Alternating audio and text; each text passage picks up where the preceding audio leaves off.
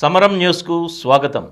ఈనాటి ముఖ్య అంశాలు: వరద ముంపుతో రాష్ట్రంలో 1,00,000 ఎకరాలకు పైగా పంట నష్టం. 24న ఢిల్లీలో ధర్నా చేస్తామంటున్న జగన్. యువతి తలలోకి 70 సూదులు. ఒడిశాలో ఓ మాంత్రికుడి దుశ్చర్య. రేపటి నుంచి పార్లమెంటు సమావేశాలు. సర్దుకున్న విండోస్ సమస్య. పరీక్షా కేంద్రాల వారీగా నీట్ యూజీ ఫలితాలు వెల్లడించిన ఎన్డీఏ. బంగ్లాదేశ్లో కర్ఫ్యూ ఉన్న కల్లోలమే. నాని సరిపోదా శనివారం నుండి ప్రత్యేక గ్లింప్స్ విడుదల. యువ దర్శకుడు సంకల్ప్ గోరా తొలి చిత్రం ప్రకటన. టాబ్లెట్ త్వరగా పనిచేయాలంటే ఏం చేయాలి? ఈరోజు వార్తల్ని చూద్దాం. వరద ముంపుతో రాష్ట్రంలో 1,00,000 ఎకరాలకు పైగా పంట నష్టం. గోదావరి, కృష్ణా పరివాహక ప్రాంతాల్లో పలుచోట్ల వరదలు ముంచెత్తుతున్నాయి. శనివారం రాష్ట్రంలో వర్షం ప్రభావం తక్కువగానే ఉన్నా ఎగువ ప్రాంతాల్లో కురుస్తున్న భారీ వర్షాలకు ప్రవాహ తీవ్రత పెరిగింది. రోడ్లు కోతకు గురి కావడంతో పాటు రహదారులపైకి పెద్ద ఎత్తున వరద నీరు చేరింది. దీంతో ఏలూరు, తూర్పుగోదావరి, అనకాపల్లి, అల్లూరి సీతారామరాజు, ఎన్టీఆర్ జిల్లాలోని వందల గ్రామాలకు రాకపోకలు స్తంభించాయి. రాష్ట్ర వ్యాప్తంగా 1,00,000 ఎకరాలకు పైగా వ్యవసాయ, ఉద్యాన పంటలు దెబ్బతిన్నాయని అంచనా. తూర్పుగోదావరి జిల్లా కొవ్వూరులో యువకుడు నీట మునిగి మరణించాడు. అల్లూరి సీతారామరాజు జిల్లాలో ఒకరు, కృష్ణా జిల్లాలో మరొకరు ఇళ్లు కూలి దుర్మరణం చెందారు. హుకుంపేటలో పాఠశాల భవనంపై చెట్టు కూలింది. పాఠశాలకు ముందే సెలవు ప్రకటించడంతో పెద్ద ప్రమాదం తప్పింది. శనివారం సాయంత్రానికి ధవళేశ్వరం వద్ద 4.09 లక్షల క్యూసెక్కుల నీటిని దిగువకు విడుదల చేస్తున్నారు. ఆదివారం వరద ఉధృతి మరింత పెరిగే అవకాశం ఉందని, సోమవారం ఉదయానికి మొదటి ప్రమాద హెచ్చరిక స్థాయికి చేరుతుందని అధికారులు అంచనా వేస్తున్నారు. 24న ఢిల్లీలో ధర్నా చేస్తామంటున్న జగన్. కూటమి ప్రభుత్వం ఏర్పాటైనప్పటి నుంచి రాష్ట్రంలో జరుగుతున్న దారుణాలను దేశ ప్రజల దృష్టికి తీసుకువచ్చేందుకు ఈ నెల 24న ఢిల్లీలో ధర్నా చేపట్టబోతున్నాం. కలిసొచ్చే పార్టీలన్నింటినీ ఈ ధర్నాకు ఆహ్వానిస్తున్నామని మాజీ ముఖ్యమంత్రి వైకాపా అధ్యక్షుడు జగన్ తెలిపారు. అపాయింట్మెంట్ దొరికితే రాష్ట్రపతి, ప్రధాని, కేంద్ర హోంమంత్రిని కలిసి ఇక్కడ పరిస్థితిని వివరిస్తామని చెప్పారు. రాష్ట్రంలో జరుగుతున్న దాడులు, హింసపై ఎంపీలు పార్లమెంటు ఉభయ సభల్లోనూ గళమెత్తాలి. కూటమి ప్రభుత్వ దురాగతాలను సభ్యులందరికీ తెలియజెప్పాలి. ఏపీలో వెంటనే రాష్ట్రపతి పాలన విధించాలని పార్లమెంట్లో గట్టిగా డిమాండ్ చేయాలి. అలా చంద్రబాబుకు గట్టి హెచ్చరికలు పంపకపోతే దారుణాలకు అడ్డుగట్ట పడదని అన్నారు. తాను 3 రోజులు ఢిల్లీలోనే ఉంటానని ఎంపీలకు చెప్పారు. యువతి తలలోకి 70 సూదులు. ఒడిశాలో ఓ మాంత్రికుడి దుశ్చర్య. అనారోగ్యంతో బాధపడుతున్న ఓ యువతి తలలోకి మాంత్రికుడు 70 సూదులను గుచ్చిన అమానవీయ ఘటన ఒడిశాలోని బొలంగిర్ జిల్లాలో చోటు చేసుకుంది. బుర్లాలోని విమ్సార్ ఆసుపత్రి వైద్యులు శస్త్రచికిత్స చేసి వాటిని బయటకు తీశారు. స్థానిక సింతికేలా పోలీస్ స్టేషన్ పరిధిలోని ఈచ్గావ్ గ్రామానికి చెందిన రేష్మా బెహరా 3 ఏళ్ల క్రితం అనారోగ్యం బారిన పడింది. దీంతో ఆమె తండ్రి విష్ణు బెహరా తేజ్ రాజ్ రాణా అనే మాంత్రికుడిని సంప్రదించారు. వైద్యం పేరిట ఆయన పలు దఫాలుగా రేష్మా తలలోకి 70 సూదులను గుచ్చాడు. ఇటీవల తీవ్రమైన తలనొప్పితో బాధపడుతున్న యువతిని కుటుంబ సభ్యులు విమ్సార్ ఆసుపత్రికి తరలించారు. శుక్రవారం వైద్యులు ఆమెకు సిటీ స్కానింగ్ చేసి నిర్ఘాంతపోయారు. ఆమె పుర్రిపై సూదులు ఉన్నట్లు గుర్తించి వెంటనే శస్త్రచికిత్సకు ఏర్పాట్లు చేశారు. దాదాపు గంటన్నర పాటు శ్రమించి యువతి తలలోని 70 సూదులను బయటకు తీశారు. పుర్రి ఎముకపై ఉన్న సూదులు లోపలికి వెళ్ళకపోవడంతో ఆమె ప్రాణాలతో బయటపడ్డారని విమ్సార్కు చెందిన అసిస్టెంట్ ప్రొఫెసర్ రవినారాయణ్ గురు తెలిపారు. పోలీసులు మాంత్రికుడు తేజ్ రాజ్ను అరెస్టు చేశారు. రేపటి నుంచి పార్లమెంటు సమావేశాలు. పార్లమెంటు వర్షాకాల సమావేశాలకు రంగం సిద్ధమైంది. సోమవారం నుంచి ప్రారంభమయ్యే ఈ భేటీలు ఆగస్టు 12 వరకు కొనసాగుతాయి. సార్వత్రిక ఎన్నికలు ముగిసి కొత్త సర్కారు ఏర్పడినందున 2024-25 ఆర్థిక సంవత్సరంలో మిగిలిన 8 నెలల కాలానికి కేంద్ర ప్రభుత్వం మంగళవారం బడ్జెట్ను ప్రవేశపెట్టనుంది. దీనికి ఒకరోజు ముందే ఆర్థిక మంత్రి నిర్మలా సీతారామన్ ఆర్థిక సర్వేను పార్లమెంట్ ముందు ఉంచనున్నారు.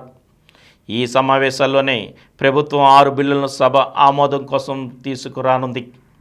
మరోవైపున నీట్ పేపర్ లీకేజీ, రైల్వే భద్రత అంశాలపై కేంద్ర సర్కార్ను ఐక్యంగా నిలదీయాలని విపక్షం భావిస్తోంది.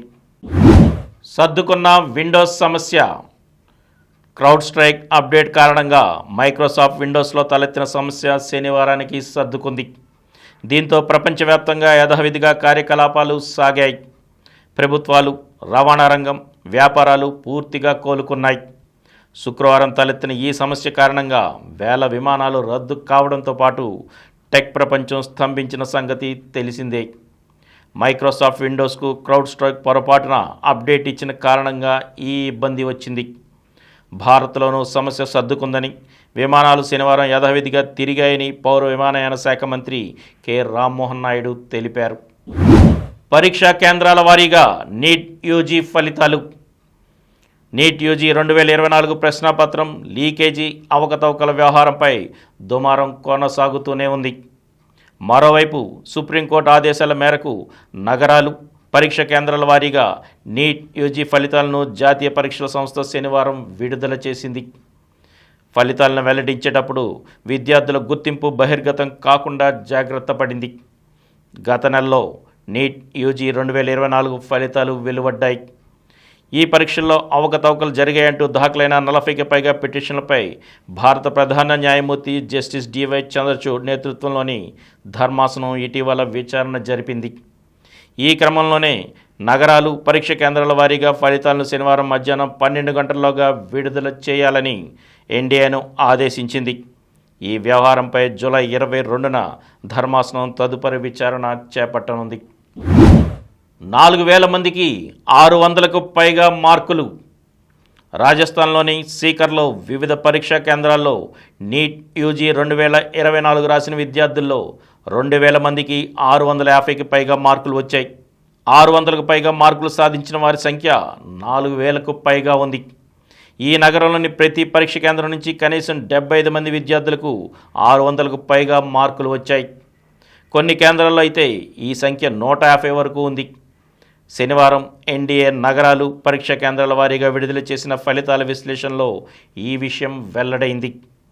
సీకర్లో మొత్తం 27,000 మందికి పైగా విద్యార్థులు నీట్ యూజీ 2024కి హాజరవగా వారిలో 4,200 మందికి పైగా విద్యార్థులు 600కు పైగా మార్కులు సాధించారు. బంగ్లాదేశ్లో కర్ఫ్యూ ఉన్న కల్లోలమే. బంగ్లాదేశ్లో రిజర్వేషన్ సంస్కరణల కోసం జరుగుతున్న ఆందోళనలు చల్లారడం లేదు.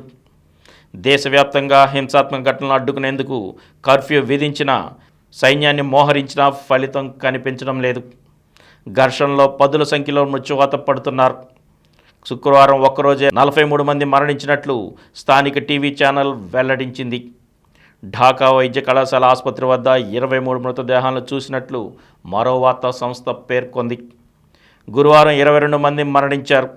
గత మంగళవారం నుంచి మొదలైన ఆందోళనలో హింస వల్ల 103 మంది మరణించినట్లు తెలుస్తోంది.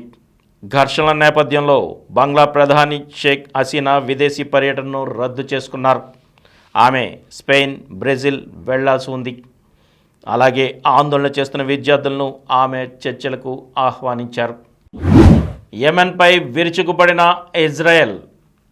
యెమెన్లోని హూతీల స్థావరాలే లక్ష్యంగా శనివారం ఇజ్రాయెల్ విరుచుకుపడింది. పశ్చిమ ప్రాంతంలోని ఆల్ హుదైదా నౌకాశ్రయంతో పాటు పలు లక్ష్యాలపై బాంబుల వర్షం కురిపించింది. ఈ దాడుల్లో పలువురు మరణించారు, మరింత మందికి గాయాలయ్యాయి. నౌకాశ్రయంలోని చమురు నిల్వలకు మంటలంటుకున్నాయి. భారీ ఎత్తున మంటలు ఎగసిపడ్డాయి. శుక్రవారం టెల్ అవీవ్పై హూతీల డ్రోన్ దాడికి ప్రతీకారంగా ఈ దాడులు చేసినట్లు ఇజ్రాయెల్ ప్రకటించింది. పశ్చిమాసియాలో యుద్ధం మొదలయ్యాక యెమెన్లోని హూతీల లక్ష్యంగా ఇజ్రాయెల్ బాంబులు వేయడం ఇదే తొలిసారి. నాని సరిపోదా శనివారం నుండి ప్రత్యేక గ్లిమ్స్ విడుదల. కథానాయకుడు నాని, దర్శకుడు వివేక్ ఆత్రేయ కలయికలో వస్తున్న పాన్ ఇండియా సినిమా సరిపోదా శనివారం. డివివి దానయ్య, కళ్యాణ్ దాసరి నిర్మిస్తున్నారు. ప్రియాంక, అరుణ్ మోహన్ కథానాయిక. ఎస్జే సూర్య ముఖ్య పాత్ర పోషిస్తున్నారు. శనివారం ఆయన పుట్టినరోజు సందర్భంగా ఈ చిత్రం నుంచి ప్రత్యేక గ్లింప్స్ను విడుదల చేశారు. దాదాపు నిమిషన్నర నిడివితో ఉన్న ఈ వీడియోలో కథను, ప్రధాన పాత్రల వ్యక్తిత్వాన్ని క్లుప్తంగా పరిచయం చేశారు. చెడు బలపడినప్పుడు దాన్ని అంతం చేసే శక్తి పుడుతుందని శ్రీకృష్ణుడు సత్యభామతో కలిసి చేసిన నరకాసుర వధను గుర్తు చేస్తూ నాని, ప్రియాంక, ఎస్జే సూర్యల పాత్రల్ని ఈ ప్రచార చిత్రంలో చూపించారు. దీంట్లో నరకాసుడికి ప్రతీకగా నిలిచే క్రూరమైన పోలీస్ పాత్రలో సూర్య కనిపించనున్నట్లు, అతని అరాచకాలను ఎదిరించే శ్రీకృష్ణుడి తరహా పాత్రను నాని పోషిస్తున్నట్లు ఈ గ్లింప్స్ను బట్టి అర్థమవుతోంది. యువ దర్శకుడు సంకల్ప్ గోరా తొలి చిత్రం ప్రకటన. స్వధం ఎంటర్టైన్మెంట్, ఏజెంట్ సాయి శ్రీనివాస ఆత్రేయ, మసూదా వంటి విభిన్నమైన బ్లాక్ బస్టర్ చిత్రాలను అందించిన సంస్థ తాజాగా ఈ సంస్థ ప్రొడక్షన్ నెంబర్ 6ని ప్రకటించింది. యువ దర్శకుడు సంకల్ప్ గోరా ఈ చిత్రానికి దర్శకత్వం వహిస్తున్నారు. రాహుల్ యాదవ్ నక్క ఈ చిత్రాన్ని నిర్మిస్తున్నారు. సమంతను ఢీకొట్టనున్న వామిక.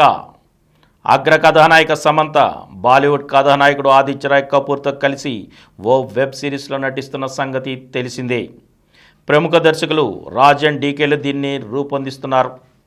పూర్తి యాక్షన్ నేపథ్యంలో సాగనున్న ఈ సిరీస్ గురించి ఇప్పుడు మరో ఆసక్తికర విషయం బయటకొచ్చింది. ఇందులో అందాల తార వామిక గబ్బి భాగం కానున్నట్లు తెలుస్తోంది. తుంబాడ్ ఫేమ్ రాహి అనిల్ బర్వే దీనికి దర్శకత్వం వహిస్తున్నారు. భారతీయ సినిమాలోనే మునుపెన్నడూ అన్వేషించిన ఓ అద్భుతమైన ప్రపంచాన్ని ప్రేక్షకులకు ఈ సిరీస్తో పరిచయం చేయనున్నారు. రాహి ఇప్పుడు ఆ రహస్య ప్రపంచంలోకి వామిక అడుగుపెట్టింది. ఇందులో ఆమె సమంతతో తలపడే సన్నివేశాలు ప్రేక్షకుల్ని ఆశ్చర్యానికి గురి చేస్తాయని సన్నిహిత వర్గాలు తెలిపాయి. ఈ సిరీస్కి రక్త బ్రహ్మాండ్ అనే పేరు పరిశీలనలో ఉంది. దగ్గును అణిచేయకండి. దగ్గు రక్షణ వ్యవస్థలో భాగం. దగ్గడానికి ముందు శ్వాసనాళాల్లోని గాలి చాలా వేగంగా ప్రవహించి దగ్గుతున్న సమయంలో లోపల ఉన్న అనవసర స్రావాల్ని బయటకు బలంగా నెట్టివేస్తూ దగ్గు ఒక రక్షణ ప్రక్రియలా పనిచేస్తుంది. అందుకే వీలైనంత మేరకు దగ్గును మందులతో అణిచివేయడానికి ప్రయత్నించకూడదు. లంగ్స్లోని స్రావాలు చిక్కబడ్డా, వాయునాళాల్లో ఏదైనా అడ్డుపడ్డా దగ్గు రావడం పెరుగుతుంది. దగ్గుతో పాటు కళ్ళ లేదా కఫం పడుతుంది. అలా వ్యర్థ స్రావాలను బయటకు పంపించి వేస్తుంది. కాబట్టే దగ్గును మందులతో వీలైనంత వరకు అణిచివేయకూడదు.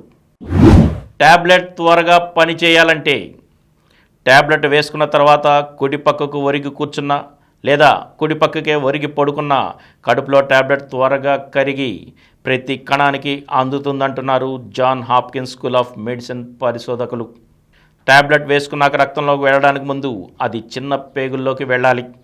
అయితే అలా వెళ్ళాలంటే కడుపును దాటాక ట్యాబ్లెట్ మొదట చిన్న పేగుల తలుపు అంటే వాల్వ్ ఫైలోరస్ను దాటాక కరిగి రక్తంలోకి చేరాలి.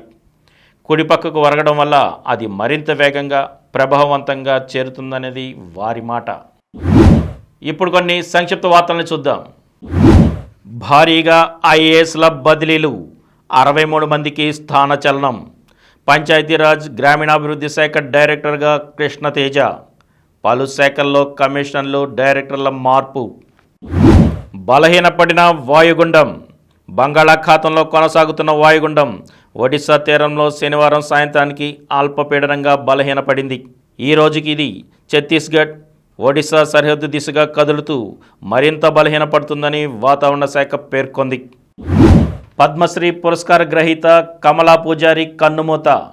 సేంద్రియ వ్యవసాయ విధానాలను స్వయంగా పాటిస్తూ దేశ విదేశాల్లో అవగాహన కల్పించిన ఒడిశాకు చెందిన పద్మశ్రీ పురస్కార గ్రహీత కమలా పూజారి కన్నుమూశారు. ఈవిడ వయసు 74 సంవత్సరాలు. మూత్రపిండాల వ్యాధితో బాధపడుతూ 3 రోజుల క్రితం కటక్లోని ఎస్సీబీ వైద్య కళాశాల ఆసుపత్రిలో చేరిన ఈమె శనివారం ఉదయం తుది శ్వాస విడిచారు. ఎన్టీఆర్ జిల్లా సంయుక్త కలెక్టర్గా నిధి మీనా. విఎంసి కమిషనర్గా ధ్యానచంద్ర. విజయవాడ దంత వైద్య కళాశాల సీట్లన్నీ రాష్ట్ర విద్యార్థులకే. ఈ విద్యా సంవత్సరం 2024-25 నుంచి విజయవాడ ప్రభుత్వ దంత వైద్య కళాశాలలోని బీడీఎస్, ఎండీఎస్ కోర్సుల సీట్లను ఇక నుంచి రాష్ట్ర విద్యార్థులతో భర్తీ చేయనున్నట్లు శనివారం రాష్ట్ర వైద్య ఆరోగ్య శాఖ జీవో విడుదల చేసింది. ఆంధ్రప్రదేశ్ పునర్విభజన చట్టంలో పొందుపరిచిన విధంగా 10 ఏళ్ల కాలం పూర్తయిన నేపథ్యంలో ఈ నిర్ణయం తీసుకున్నారు. చైనాలో ఆకస్మిక వరదలు, కూలిన వంతెన, 12 మంది మృతి, మరో 60 మంది గల్లంతు. అసిస్టెంట్ కోచ్గా అభిషేక్ నాయర్. భారత మాజీ క్రికెటర్ అభిషేక్ నాయర్ నెదర్లాండ్ మాజీ ఆటగాడు ర్యాంటన్ డెషెట్ టీమిండియా సహాయక సిబ్బందిలో భాగం కానున్నారు. హెడ్ కోచ్ గౌతమ్ గంభీర్ సూచనల మేరకు వీరిద్దరిని అసిస్టెంట్ కోచ్లుగా ఎంపిక చేసినట్లు సమాచారం. వీరిద్దరూ శ్రీలంకతో సిరీస్ కోసం జట్టుతో కలుస్తారు. మహిళల ఆసియా కప్ టోర్నీలో నేడు యుఏఈతో భారత్ ఢీ. నాదల్ 2 ఏళ్ల తర్వాత ఫైనల్లోకి. స్పెయిన్ టెన్నిస్ దిగ్గజం రఫెల్ నాదల్ 2 ఏళ్ల విరామం తర్వాత ఓ టోర్నమెంట్లో ఫైనల్ చేరాడు. నాడియా క్లే కోర్ట్ టోర్నీలో రఫా టైటిల్ పోరుకు అర్హత సాధించాడు. గాయం కారణంగా ఇటీవల వింబుల్డన్ నుంచి తప్పుకున్న 38 ఏళ్ల నాదల్ ప్యారిస్ ఒలింపిక్స్లో బరిలోకి దిగుతున్నాడు. తొలి ఇన్నింగ్స్లో విండీస్కు ఆధిక్యం. ఇంగ్లాండ్తో రెండో టెస్టులో వెస్టిండీస్కు 41 పరుగుల స్వల్ప ఆధిక్యం దక్కింది. ఓవర్ నైట్ స్కోర్ 5 వికెట్ల నష్టానికి 351 పరుగులతో మూడో రోజు శనివారం తొలి ఇన్నింగ్స్ను కొనసాగించిన కరీబియన్ జట్టు 457 పరుగులకు ఆలౌట్ అయింది. తొలి ఇన్నింగ్స్లో ఇంగ్లాండ్ 416 పరుగులకు ఆలౌట్ అయిన విషయం తెలిసిందే.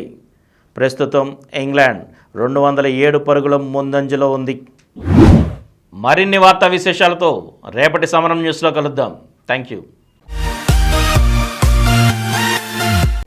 ప్రతిరోజు వార్తా విశేషాల కోసం అనతి కాలంలోనే 20 కోట్ల వ్యూస్ సాధించిన సమరం ఛానల్ సమర్పించు సమరం న్యూస్ ఛానల్కు సబ్స్క్రైబ్ చేయండి, లైక్ చేయండి, మీ ఫ్రెండ్స్కి షేర్ చేయండి.